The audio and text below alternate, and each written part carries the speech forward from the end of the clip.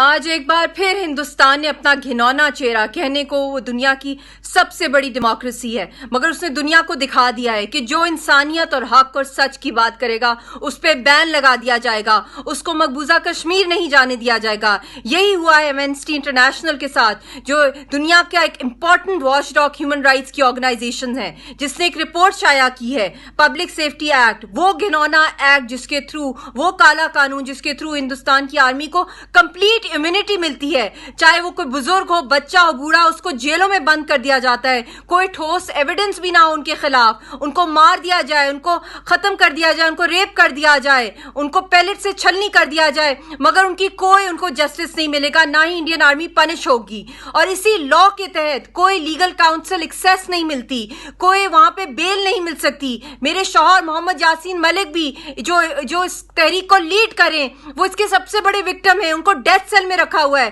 ان کو کوئی legal access نہیں ہے، ان کی کوئی سنوائی نہیں ہو رہی ہے۔ یہی حال ہمارے ہزاروں لاکھوں کی تعداد میں لوگوں کا ہے، مگر ہندوستان کو یہ نہیں بھولنا چاہیے۔ یہ جو آوازیں اٹھ رہی ہیں، چاہے وہ UN کی رپورٹ ہو، ایمنسٹی انٹرنیشنل کی، ایک دن آئے گا کہ دنیا کے ہر ایوان سے یہ آواز اٹھے گی، اور ہم لوگ وکٹمز ہیں اس کے، ہم تحریک چلا رہے ہیں، ہر کشمیری اپنے خون سے تحریک چلا رہا ہے، اور ایک دن آئے گا کہ جس طرح پریزیڈنشل رول لگا ہے